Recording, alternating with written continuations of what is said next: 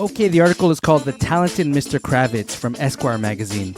As he prepares to drop his first album in more than 5 years, with a massive tour to follow, the rock and style icon talks candidly about family, faith, sex, love, and legacy. By Madison Vane, Lenny Kravitz does not blend in. We're sitting in Bemelmans, the iconic piano bar at the Upper East Side's historic Carlile Hotel. Here things are done properly. Have been since 1947. Waiters wear white coats. Cocktails served exclusively in etched crystal glasses arrive on silver trays. Fancy little bowls full of fancy little bar snacks adorn the tables. Murals by Ludwig Bellmans of the Madeline Children's Book fame decorate the walls. And some of the country's most celebrated jazz pianists still play the black and whites nightly. It is a place completely synonymous with old school New York City glamour. It's also maybe the last place you'd expect to spot a certified rock god during daylight hours. But this is where Kravitz wanted to meet, so here we are. It's 3 p.m. on a very rainy Yom Kippur. The remnants of Tropical Storm Ophelia are battering Manhattan outside, and the sparser than usual crowd is almost entirely drinking martinis. Kravitz, who is staying at his daughter's Brooklyn apartment while she's holed up in his Paris home, looks like he beamed in straight from 1975. Tailored brown leather jacket, turtleneck, flared trousers. His signature locks are pulled half back, and gold rings wrap around a few of his fingers. He orders a hot green tea. Surprisingly enough, Kravitz is right at home at the Carlile. This is where his mom, Roxy Roker, then an assistant at NBC and an aspiring actress, asked Bobby Short, the fabled cabaret singer who headlined here for decades, if she should accept the marriage proposal of a news producer who worked in her building named Zoe Kravitz. Replied Short, "I don't see anyone else asking." When Lenny's classmates were with sitters on Saturday nights, Short visited him and his parents at their table between sets. He met Andy Warhol here many years later at a party for Bret Easton Ellis. Kravitz even hosted his dad's final birthday party here in the early 2000s. "This place is all over my life," he says plainly. Besides, has Kravitz ever blended in? The only son of Roxy and Cy, he is equal parts his mother, a black woman of Bahamian descent, and his white Jewish father, whose family came to America from Kiev before Cy was born. Growing up biracial in the 60s and 70s, Kravitz stuck out as much in the largely white East 80s of Manhattan as he did in a primarily black Bed-Stuy, Brooklyn, where he lived during a week with his maternal grandparents while his parents worked the city. It wasn't a problem. "I was comfortable," says the man who decades later would push the boundaries of rock and fashion, the very definition of cool, even into new frontiers. "I dug that." Colson Whitehead once wrote that everyone's New York is the New York they first arrive in, and that they begin building their own private skyline the moment they lay eyes on a city. Kravitz, 59 years old, has arrived in Manhattan a few times, always welcomed by a different city. His parents had an apartment around the corner from the Metropolitan Museum of Art on 82nd Street. He spent his middle and high school years in Los Angeles, but returned in the late 80s when he moved in with his girlfriend, Lisa Bonet, Denise Huxtable herself. And a decade and a half later, after trying out both New Orleans and Miami, he came back with his and Bonet's daughter, a then teenage Zoe Kravitz. Kravitz misses all the past lives in New York for different reasons. But as Whitehead predicted, his true New York is the one sitting here in Bemelmans, brings him back to the Upper East Side. After all, he says, it changes more slowly than perhaps any other neighborhood in the city. Lobel's, his mother's favorite butcher shop, remains around the corner from their old apartment. Their preferred cafe, Eat, E.A.T. is still just down the street. Of course, some things inevitably change. And like any New Yorker, Kravitz delights in recalling what a current building used to be. Example, the Nectar Diner on 82nd and Madison was once the Copper Lantern, where young Lenny first learned to tie his shoes. He rarely comes to town just to visit. It's almost always for work, and this trip is no exception. When he's in New York, he is typically in a constant state of motion, so you get the sense that Kravitz himself wouldn't use the word work to describe his various ventures in interior design, philanthropy, and spirits. He's just as busy as ever this week, but it's in service of his first love. For the first time since 2018, he is on the verge of releasing new music. Blue Electric Light, a buoyant, occasionally blistering Electro-Funk collection, drops March 15th. Wow, excited to hear that. Kravitz has long favored first-person storytelling and song, but on two of his recent releases he mainly looked outward. Black and White America in 2011, brimming with Obama-era optimism, imagines life in the USA beyond the racial divide. Raise Vibration 2018 bears witness to the come down, urging positivity as a necessary response to the divisive Trump tenure. With his new set, Kravitz's attention has returned inward. His testimony to the power of self-love and personal evolution is searingly specific and at times downright anthemic. It also, and this is important, flat out cooks musically. The arrival of Blue Electric Light marks the end of the longest span Kravitz has gone between albums since his 1989 debut, Let Love Rule. 10 records followed his first one, each dropping a steady clip. The pandemic shutdown had a lot to do with the atypical 5-year lag time, but Kravitz credits the isolation imposed by COVID with triggering the period of powerful creativity and reflection. Kravitz showed up at his Bahamas home in March 2020 with enough clothes for a weekend. 2 years into a 3-year tour at the time, he thought he'd stop at the beach for a few days to recharge between runs of shows. But then the next leg got cancelled, and the next. Kravitz stayed for the better part of the next 2.5 years. Musical inspiration finds him on Eleuthera, the island he calls home. He bought 30 acres when he signed his first record deal and for a long time lived in an airstream on his own beach. He still has it, though he's since built a proper house elsewhere on the property. There's a garden out back where he grows his own fruits and vegetables, a studio nearby. Shoes go out the window, he says. There's no keys, no wallets, no money. You start to go with nature. Kravitz is normally a night owl, going to bed around 5 in the morning and waking up at noon. But after a certain amount of time there, he resets, heads to bed shortly after dark, wakes up early. During the longest stretch of stillness, of staying in one place in his adult life, music poured out. At times he barely slept at all, waking up at all hours, hearing melodies in his head, and racing to get them down. He had 3 separate albums in progress. It was chaotic and occasionally hard to organize. Harder still to finish, but as the word began to open and live shows returned to calendars, Kravitz tinkered away in the studio, testing different arrangements, dialing up the drums, lowering the vocals, mixing songs and then mixing them again. 1,000 times, he said. I kept polishing. He expects we'll hear the 2 other sets, both mostly completed, someday. But the music on Blue Electric Light is what he's feeling now, he says. This one spoke to me. He'll devote the next 6 months to promotion and then the next couple of years to a world tour. He's ready for all of that. Hungry, in fact. This one has to come out. It feels like Lenny Kravitz has been the epitome of cool, forever. Yeah, just like I was saying earlier, right? But when Let Love Rule debuted, it did so in a lukewarm response stateside. You could argue that people didn't get it, didn't get him. As hip-hop was exploding in popularity, here was a 24-year-old black man from New York making rock music using vintage recording techniques and old-as-hell equipment. At the same time, the rock charts he was trying to hit, almost wholly white in makeup then, were rattling with pumped-up LPs from the likes of Aerosmith and Mötley Crüe. Raw and insular, at times even delicate, there was nothing like his sound gaining traction. I look at him as someone who stuck to their guns, says longtime friend and occasional collaborator Jay-Z. This is what I like. This is the type of music I like to create. He adds, you always applaud that someone who stays and does what they do and doesn't follow trends. Someone who has the confidence in what they're doing is very rare. Europe was different. His crowds were growing faster there. So he toured and toured and toured abroad. Then he dropped his second album, 1991's Mama Said. Equal parts gritty and tender and musically steeped in the 60s, it defied trends and expectations. The set went platinum and his rock and roll peers were suddenly curious. Bruce Springsteen came to a show and became a friend, Prince too, and when the purple one met Kravitz, he told him in no uncertain terms, we're gonna be brothers. Mick Jagger, a personal hero of Kravitz's, even wanted to hang out. Kravitz was floored. Jagger came backstage before a show, and spur of the moment, they decided they should sing together that night, live. Learned the song just before the house lights dimmed.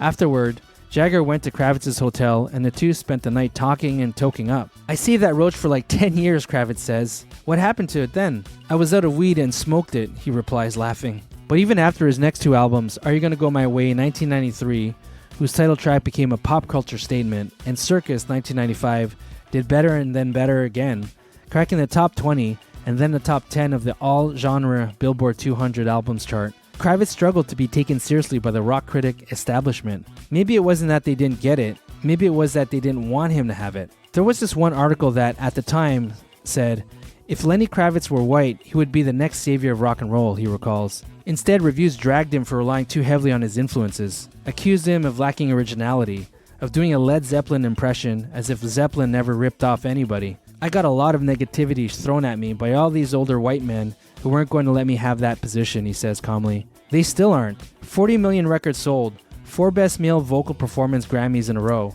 an MTV Video Award from the time MTV Video Awards still mattered, concerts at the biggest venues on the planet. The true sign of relevance in this century, he's even an annual meme. Photos of Kravitz in his bewildering oversized scarf flood the internet on the first day of fall each year. There would be no Tyler, the creator, without Lenny Kravitz, says Jay-Z. We need those moments of inspiration. That pushes creativity and opens up lanes for others. Kravitz says he isn't bothered by the lack of respect he's received from critical institutions. It was discouraging at times, he'll allow, but he doesn't think much of it now. I'm good, intact, happy, healthy, focused, with still so much to do. That's more important. But ask him if he's aware of recent racist, misogynistic comments from Rolling Stone founder and former editor-in-chief Jan Wenner, and Kravitz sits up. Very much so, he says. For those catching up, while promoting his new book, The Masters, touted as a visit to the Mount Olympus of rock, Wenner said in an interview with the New York Times that the reason all 7 of his subjects are white men is that there aren't any women or artists of color articulate enough on the subject to speak about it. When Times gave him an opportunity to rephrase what he said, Wenner doubled down. It's very disappointing, Kravitz says, and sad. I've known Jan since 1987. Met Wenner before he even made his first record. When Bonet was on the cover of the Hot issue, pregnant with Zoe, the 2 men became friendly.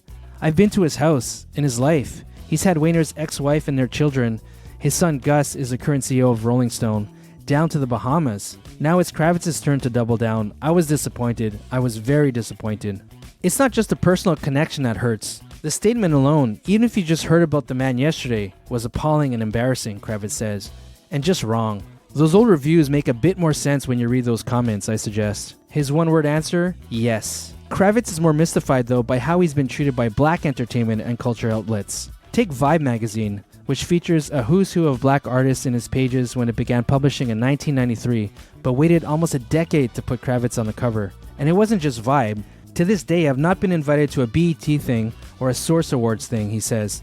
And it's like, here's a black artist who has reintroduced many black art forms, who has broken down barriers, just like those that came before me broke down. That is positive. And they don't have anything to say about it? He's got a point. And it's not as if he has scandals hanging over him. Punch, quote-unquote, Lenny Kravitz controversy into the search engine of your choice, and all that comes up is a wardrobe malfunction involving a pair of split leather pants that was out of his control. But Kravitz can't make sense of the reception he's received over the years. He doesn't understand why his success is not celebrated by the folks who run those publications or organizations. I have been that dream, an example of what a black artist can do. Still, he doesn't want to complain. Life is too beautiful. I'm not here for the accolades, he says after a pause. I'm here for the experience. For all its gilded trappings, fame can be punishingly isolating. Yet famous people are so rarely alone. For a long time, Kravitz was no exception. His homes were busy and loud, teeming with bandmates, revelers, and women, groupies and neighbors. At one point, even a professional joint roller whom Kravitz used to keep in his employ. People claiming to be his friend, to love him. Who are these people? His mom used to ask. It sounds like she has a good reason. On one visit to his loft on Broome Street, in Manhattan Soho neighborhood, following the release of Mama Said, she sat down to eat with her son at the dining room table. Except in a classic case of famous man feng shui, the dining room table was right next to the pool table, and there was a guy sleeping under it. He popped up at the commotion, and Roker couldn't believe her eyes. My mom looked up and said, "And your name is?" His house in Miami, the first one, though he doesn't own any property there these days, was basically a recording studio and a nightclub. It was absolutely insane, his daughter Zoe says, referring to the period right after she arrived in the Sunshine State at age 11 to live with Kravitz for the first time in her life. He and Bonet split in 1991 and divorced in 1993. It was like living in a mall or an airport where people are just constantly coming in and out. Eventually, though, it became clear that a lot of those friends weren't actually friends. They didn't love him. I got burned, said Kravitz. Completely. I put it all out there, and I put it all out there in a way for people to take advantage of it. I was an empty vessel. Zoe shares a story about an incident that wasn't funny at the time, but that she laughs about now. When the actress was 14 or 15, she and a friend descended into the kitchen to find a woman they'd never seen at the table, eating a slice of pie. No big deal. There were always people she didn't know in the house. But when her dad came home and asked to be introduced to Zoe's other friend, they both froze. She ended up being some unwell person who found their way into the house, Zoe recalls. We realized we need to button this up a little bit. But cleaning ranks was unnatural for Kravitz. Saying no is very difficult for me, he explains. I was like that from childhood. My mom used to call me the Pied Piper. I'd bring everybody home. Just met them a few hours ago, I bring them home. I love people. I always have loved people. And perhaps it wasn't just his personality type, he considers, but also the color of his skin. Being black in America at that time, he says, referencing his childhood in the 70s, everybody's sticking together. Everybody's helping each other. There's always an extra seat at the table. There's always extra food. You take care of your people. By the time Kravitz decided to tighten his circle, he had been famous, super famous, for more than a decade. The toll was obvious. There were stretches on tour when he would head back from a show, close the blinds, and sleep until it was time to do the next one. Spend even just a little time with Kravitz, and it's obvious that he is naturally suited to having fun. When Robert Plant, supporting a solo album, opened for Kravitz in the 90s, one evening included the Led Zeppelin frontman yelling at his headliner for taking his concerts too seriously. "You need to start having a good time with this," Kravitz bellows, recalling the scolding. A few years later, on her deathbed, Roka offered a warning by way of an admission when she told her only son, "I wish I hadn't taken it all so seriously." Change wouldn't come for several more years. Kravitz had become too closed off, and he struggled with feelings of depression. "There were times when I had to fight that darkness," he says now, but the people who loved him kept pushing. "I used to have to really confront him," says Zoe. Her message, "I don't see you very often. Get rid of all these people." As his home life got quieter, Kravitz evolved, blossomed. "That's what's allowed all this growth, not only as a person, but as an artist," says Zoe. "He's taken the time. It's the quiet moments when you have all these little epiphanies, these emotional shifts. He's made space for that. His communication," she says, "improved along with his outlook." Kravitz echoes the sentiment. "Now I'm in a place where I just want to embrace the light." His inner circle agrees. "I don't know what the definition of a great friend is," says Denzel Washington, "but I am sure there is a picture of Lenny Kravitz next to the words." Washington and Kravitz became friends so long ago that any details regarding their initial meeting are outside of memory's reach. But the actor, famous for roles in Training Day and American Gangster, does remember hearing Kravitz's music before they fell in with each other, adding with a laugh, "I don't know if I bought any of it, just being honest." The two men raised their kids alongside each other, and now they all gather at Kravitz's home in the Bahamas every year. What's better though, says Washington, is that their greatest memories lie ahead. The best thing I can say about our friendship is that it's still happening. Jay-Z can't remember how he and Kravitz met either, come to think of it. Been too long, but they share a group of friends and get together when they can. Over the summer, it was in Paris for Beyoncé's concert. "That was a great night," the rapper recalls of seeing his wife's show with close friends. Went out, celebrated, went out some more, sang happy birthday to one of the people they were with, and to Kravitz, who hadn't even revealed it was his birthday. "Being in Paris was super special," Jay-Z says, by way of explanation. These days, Kravitz splits most of his time between his homes in Paris and the Bahamas, though he also owns a farm in the Brazilian highlands. In the French capital, he surrounds himself with a small group of locals, a few Americans, many Africans. They go out and eat, see concerts. Kravitz's French isn't great.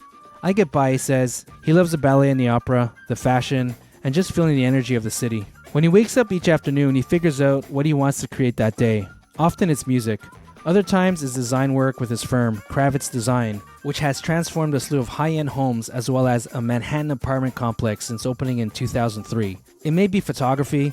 Kravitz's pictures have been shown in several exhibitions, and he shot an ad campaign for Dom Perignon. Or it could have something to do with Nocaluna, his new liquor brand, which brings one of Mexico's most curious spirits, Sotol, to the international market. Whatever it is, it's not work to him, it's just living. I'll confess something. I've always been a little bit fascinated by the impossibly attractive, somehow even more talented blended family that still connects Lisa Bonet and Lenny Kravitz. The two dated young, married young, and became parents young. Bonet, then a household name through a role on The Cosby Show, was just 21 when Zoe was born. Kravitz was 24. He credits Bonet and their relationship with finally unlocking his creative vision. Before they met, he'd been trying on alter egos like Romeo Blue, wearing blue contacts with his hair in Prince-esque jerry curls, and considering a record deal that would have made him the frontman of an all-black version of Duran Duran. I was not sold on me. Let Love Rule is, by and large, an album about falling in love. But Kravitz and Bonet's romance didn't survive more than the first few years of his ascent, the despair. Kravitz felt as it began to unravel is all over Mama Said, and the years after required a lot of work for them to be on an even keel. Zoe stayed with her mother in Topanga, California, away from the spotlight. They're good now, and have been for decades. In 2005, Bonet began dating actor Jason Momoa, and Kravitz took him in as well. He became his brother and Uncle Lenny to the two kids Momoa and Bonet would have together in their near 2-decade relationship. Kravitz doesn't really get the public interest in his healthy relationship with Bonet. Why is everyone so curious about how it all works? He sees posts with long captions about how they're an inspiration, how this is the way it should be between exes, and it's not as if he's not flattered, but for Kravitz, it's simple. It's family. Even when it wasn't working, we knew one day it would. It had to. I wouldn't think of it as this heroic feat, he says. This is just normal to me. Still true today, as that family has recently entered another new phase. Bonet and Momoa split in early 2022 after 17 years together. But according to Kravitz, the bond between each, while different, is just as important. Case in point, in a crisis of parenthood, Kravitz was stuck in the Bahamas and missed the New York premiere of The Batman, starring Zoe last year. Bonet couldn't make it either. I got you, Momoa assured Kravitz. I'm going to this one. I'll be there. And he was, bringing Zoe's half-siblings along with him. Tabloids furiously speculated about whether Momoa and Bonet were reuniting, but they missed the point. Family shows up. It was beautiful, Kravitz says. He has no trouble talking about his family, his ex, her ex, his mom, and the life she opened up to him. Sitting on Duke Ellington's lap at the Rainbow Room in Manhattan, being serenaded with happy birthday as he turned 6, bonding over music with Miles Davis, then married to Kravitz's godmother, Cicely Tyson, wasting away an evening right here at the Carlile listening to Bobby. When he spent all his time in school playing music rather than studying, it was Taj Mahal, the genre-altering American blues singer, who sat his father down and told him to let Lenny run at it. Man, that must have been such a crazy childhood to be surrounded by that type of people, all those muses around him from early on. I guess it's not really a surprise that he's become such a creative being and an artist. And, his daughter's following suit as well, right? Just being stuck in that environment. It's only natural, almost. Kravitz provided his daughter with a similarly charmed childhood. No shit. But as Zoe decided to pursue acting, instead of delighting her, her background caused her anxiety. And instead of running at it, she ran from it. She even tried changing her last name when she began her career. I understood it, said Kravitz. But I was like, that's your name. Have you been online in the past 2 years? Okay, great. So you're familiar with the term Nepo baby or Nepo baby. Of course, we're talking about the phenomenon at a moment when, after decades of the entertainment industry being full of sons and daughters and nephews and nieces and granddaughters and grandsons, you get it, of other famous people, the internet has finally had enough. Timelines are filled with accusations of how Nepo babies get better treatment.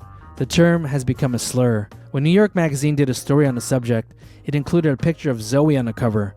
I don't understand that whole thing, Kravitz says. If, quote unquote, and it's a big if, he admits, you are good at what you do, quote unquote. It's been a while since Kravitz has had a serious partner. He's been one half of many an it couple over the years. After Bonet, he dated singer and model Vanessa Paradis for 5 years. He popped the question to Brazilian supermodel Adriana Lima in the early 2000s and then got engaged to Nicole Kidman not long after his previous engagement fell apart. He dated Lima's countrymate and fellow lingerie model Barbara Fiallo in the 2010s. From the outside, it looked pretty cool, but on the inside, as each relationship failed, Kravitz struggled. He felt cursed. Growing up, Kravitz was especially close to his mother. She was strict but caring, worked tirelessly, first at NBC, then in the New York theater community. She became a household name when she landed a landmark role as part of the television's first on-screen interracial couple on The Jeffersons. When Roker booked that gig, only she and her son moved to LA at first, and during the show's first season, they slept next to each other on his godmother's pull-out couch. Roker took 2 buses to work, spending hours each day in transit. At home, once the show was renewed and her husband had relocated, the family living under one roof again, Roker still did all the cleaning, using her off hours to scrub floors and toilets. Roker was humbled, but her unwillingness to show off the life she'd earned for her family was rooted elsewhere. Sy had difficulty finding his professional footing out west, trying on a variety of showbiz roles, manager, agent, producer, nothing stuck. Kravitz watched his mother make herself smaller so that her husband might feel bigger. He also floundered under his father's rule. Sy had served in the army, and for him, there was only one way of doing anything. When Kravitz was 16, the tension boiled over and he moved out. He would never live with his parents again, spending the next few years bouncing between friends' couches and rental cars. At 19, Kravitz discovered that his father was having an affair. He begged his mother to fly him to the Bahamas, where she was visiting her own father, so he could break the news in person. Except Roker wasn't surprised. Sy had been cheating on her throughout their marriage, she revealed. They would stay together for a short while longer until Roker learned how much money her husband had siphoned off for his mistresses and gambling. As Sy packed up and prepared to leave, Roker asked him if he had anything to say to their son, who was there to witness his departure. "You'll do it too," he spat. Oof, that is rough. Wow. I'm no psychologist, but definitely some trust issues there. There's a saying in the Bahamas for a woman like that, "Don't put mouth on me." It's the spiritual world. It's called a word curse. Kravitz says across our table at Bemelman's. It goes back to anything in the Bible where God spoke everything before it was done. Let there be light. The light just wasn't there. He spoke it into existence. Kravitz felt that his father spoke something into existence for him. Psy's words haunted him for years. I felt it when he said it, but the shockwaves lasted decades and got stronger and stronger and stronger. He did indeed have trouble staying faithful in his romantic relationships. In parenthesis, I won't lie to you, he says, alongside the omission, hands folded in front of him. And with quote-unquote, being confident that this is the person for me, always thinking something else may be better. That's all worked itself out now. It was hardcore. Took years. More than he would have liked, though he doesn't do regret. Those moments, he says, are part of the journey. Still, he certainly sounds sorry when he recalls what his own partners went through. I put some people through some hard times. Kravitz has come close to marriage a couple of times since the split with Bonet. The desire has always been there, he says, accounting for the near misses. The tools in which to do so may not have been there. He's currently single, but he'd get married again. He wants to, actually. Absolutely. I've grown enough. I've become stronger. I've become more disciplined. I've become more open to be able to do so. But it's been a very difficult thing for me to figure out. I mean, the dude is a rock star. I mean, not only is he a rock star, he's a very cool, very good-looking, very well-dressed rock star. What do you think is going to happen? He's going to have women throwing themselves at him 24/7. So, I mean, the temptation is definitely there. I mean, for him, it's definitely harder than most average men, for sure. No doubt about it. Listen, I'm no psychologist, but in his line of work, I think it definitely takes much more discipline and much more willpower than the average man, if you know what I'm saying, to be faithful. Though he hasn't come close again, he's open to having more kids too. I could not and I could, he explains. If it doesn't happen, I've done the best with Zoe that I could ever dream to do. If I was with somebody that wanted to have kids, absolutely, 100%. As for Kravitz and his own father, they got to a better place before Psy's death. It didn't come easy. There was so much resentment, Kravitz admits, so much yearning to be loved by him in a way that I could comprehend. Baroka urged Kravitz not to ever give up on his pops. That's your dad, she always said, and you're going to do what you're supposed to do. Honor thy father. No ifs, buts, or unlesses. As Psy aged, his hardened posture towards his son began to soften. Once they were sitting together watching baseball, not really talking at all, Psy turned to Kravitz. I can't believe what you've achieved, he said. Near the end of his life in the hospital, he apologized to Kravitz as well as to Kravitz's half-sisters. That was a moment, says Kravitz. The healing process for him finally began. Still, it's never enough time, is it? Total forgiveness was still a ways off. I wish you got to live to when I had grown more. I wish you got to live to when I had grown more, Kravitz says, where I could have loved on him in a deeper way. We would have had so much fun if you could have lived to the place where I learned what I needed to learn. Kravitz imagines the memories they might have shared instead. In my mind, I dream of all the fun we would have had, he says. It's not the same, but it's enough. Rock icons are rarely known for moderation, but Kravitz has worked hard to keep any potential vices in check. Hard drugs were never really his thing, though he did famously admit to smoking weed every single day from ages 11 to 35. Drinking wasn't a problem either. Kravitz is not sober, but he can go months at a time without booze. Sex, while readily available and sometimes with a person other than his girlfriend, was never something he says he aggressively chased. I was more motivated by love. Much of his approach to sex was formed while he was in high school. I remember the girls always liking the bad guys, he says, and it was like, if I have to act like them to have a girlfriend, I'm not down. There was also an incident that Kravitz writes about in his excellent 2020 memoir, Let Love Rule. When his parents were out of town, they enlisted a family friend to watch their son, then a teenager. And one night when that man, old enough to be his uncle, had friends over, Kravitz retired to his room to sleep. A woman soon entered, slipped into his bed, and began touching him. It's a brief passage, but he writes that the incident would affect the way he would view sex from then on in. I wasn't interested in convincing or coercing women, he writes about his approach to intimacy going forward. I'd been coerced myself and didn't like it. I asked if he considers the interaction sexual assault. Kravitz resists the label. It was an experience and a lesson, he begins. Everything doesn't have to be so... He changes course. I'm not saying that there aren't things that deserve to be addressed. Maybe somebody would say it should have been addressed and that it was, whatever. But that's the time it was. I lived and I learned. I wasn't traumatized. Are you sure about that, Lenny? Are you really sure about that? So what can throw Kravitz off balance? All internal factors, it turns out. As a naturally introspective person, he's long struggled with overthinking. He is also still prone to darkness and feeling down, he admits. It could happen tomorrow. But over the years, he's been able to shorten the duration of the spells. What used to last days or weeks now takes up only a few hours of his time. Never more than a day. I don't let that go overnight, he says. The path out is mental and physical. Kravitz believes his intense dedication to his diet and exercise greatly helps him stay positive. It's not just the actual food he eats, which is mainly vegan and primarily raw, or the specific moves he does in the gym. It's a discipline to make those decisions. It's a sacrifice, he says, and then accomplishing the daily goal. When you exercise that, it makes you stronger in all the other ways. It's also spiritual. Ask Kravitz about the roots of his relentless optimism, and the answer comes quickly. My constant faith in God and the power of love. Though for a time in his youth he considered observing his father's faith and getting bar mitzvahized, Kravitz experienced a religious conversion in middle school and has accepted the gospel of Jesus Christ ever since. He tried out a few churches in LA afterward, but he doesn't claim an organization as his own. Now. For the most part, church is everyday life, he says. I wake up in church and I'm aware of God all day long. I can't escape it. It's so powerful to me. The LGBTQ plus community has been a huge influence on Kravitz throughout his life, not only in fashion and style, because that's just something on top, he says, but in deeper ways too. They raised me. I was in a street, my choice, and it was the 80s in West Hollywood. It was that time. Artists, musicians, hairstylists, and designers, those were the people I was hanging out with.